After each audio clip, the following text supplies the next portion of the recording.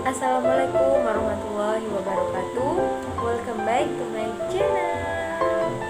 Kembali lagi bersama aku Iza Azkarin Umaina. Di sini aku bakalan nge-review masalah akulturasi budaya.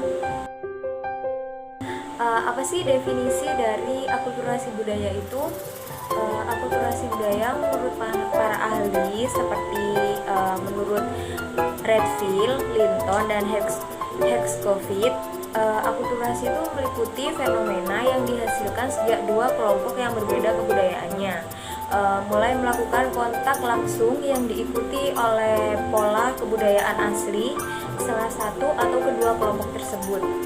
Sedangkan menurut William Haviland, akulturasi merupakan perubahan-perubahan besar dalam kebudayaan yang terjadi sebagai akibat dari kontak antar kebudayaan yang berlangsung lama.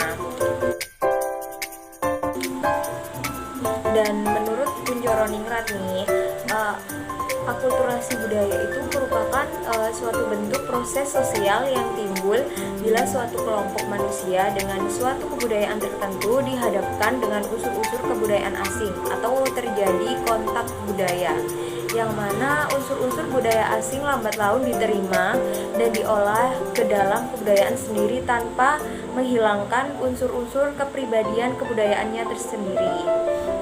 Proses akulturasi ini sangat penting, khususnya di daerah-daerah yang penduduknya perular, yang terdiri dari beragam suku, ras, agama, dan lain-lainnya, agar terciptanya kehidupan yang harmonis. Definisi dari akulturasi sendiri itu merupakan kultur kontak. Maksudnya itu yang memiliki proses dua arah yang saling mempengaruhi antara dua kelompok yang mengadakan hubungan saling mempengaruhi antara kedua kebudayaan tersebut mengakibatkan terjadinya perubahan kebudayaan tersebut. Lalu bagaimana sih akulturasi budaya yang terjadi di Nusantara ini? Contoh akulturasi budaya masyarakat Nusantara itu bisa dengan ajaran Islam. Sejarah perkembangan masuknya agama Islam di Indonesia tidak terlepas dari akulturasi dengan budaya lokal. Ajaran Islam disambut dengan ragam budaya di Nusantara atau Jawa yang sudah berakulturasi dengan budaya Hindu, Buddha, juga tradisi dari nenek moyang. Definisi atau pengertian akulturasi menjadi penting untuk dipahami dalam konteks ini karena proses awal masuknya ajaran Islam di Nusantara yang pada akhirnya menjadi agama terbesar yang dianut oleh penduduk Indonesia merupakan hasil akulturasi Islam dengan budaya lokal di Nusantara yang telah ada sebelumnya, kemudian menghasilkan sesuatu yang baru dan merupakan perpaduan dari ragam budaya yang berbeda tersebut. Di Nusantara tersendiri ini, ajaran Islam mampu berkembang dan menyebar dengan cukup pesat, yang kini merupakan agama dengan pemeluk terbesar di Indonesia. Kehadiran Islam di Nusantara relatif bisa diterima oleh masyarakat berkat gaya syiar yang tetap menghargai budaya atau tradisi sebelumnya dari masyarakat tersebut. Gaya dakwah seperti ini dirintis oleh para wali songo sejak abad ke-15 Masehi. Hal ini menjadi salah satu faktor penyebab bahwa abad ke-17 Masehi ajaran Islam sudah menyebar ke berbagai wilayah di Nusantara, disebarkan oleh wali songo tersebut.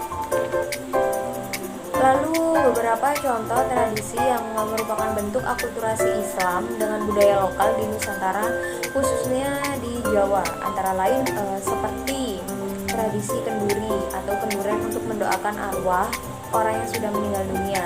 Kenduri ini sudah ada sejak zaman Hindu Buddha di Jawa. Sunan Ampel menyesuaikan tradisi ini agar tidak menyimpang dari ajaran Islam.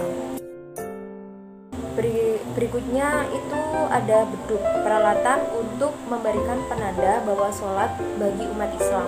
Sebelumnya beduk dipakai sebagai penanda waktu dalam peribadatan umat Buddha.